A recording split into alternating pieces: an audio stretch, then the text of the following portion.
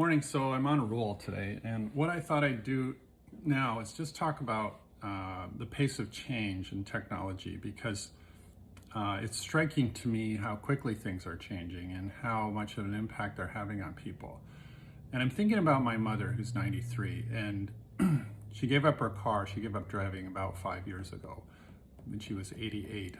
And it's because she got very sick. She actually developed cancer in her leg, and she's better now and she's doing well, but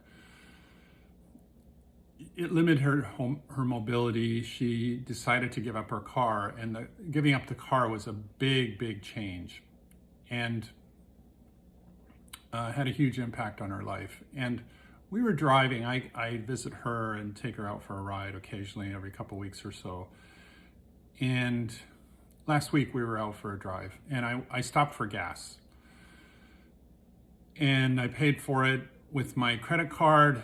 I tapped the gas pump, with my contactless credit card, and I got back in the car, and she said, "Oh, did you pay already?" And I said, "Yes." And she said, "Well, I didn't see you go in." And I thought, well, I just used my credit card at the pump. And she goes, "Oh, how do you do that?" And I said, "Well, it's, the pump has a machine that reads the information on my credit card." And she goes, "Oh, so does it take the money off your credit card? Or, you didn't have to talk to anyone?" And I thought, wow, just in 5 years, things have changed so much. And I asked her, "How did you pay? You were driving not too long ago. How did you pay for gas when you were driving?" And she goes, "I don't really remember. I think maybe I went to a full service gas station and they came and filled it up, and I paid them through the window, or I went inside and gave them cash." And she said, "Can you still use cash?"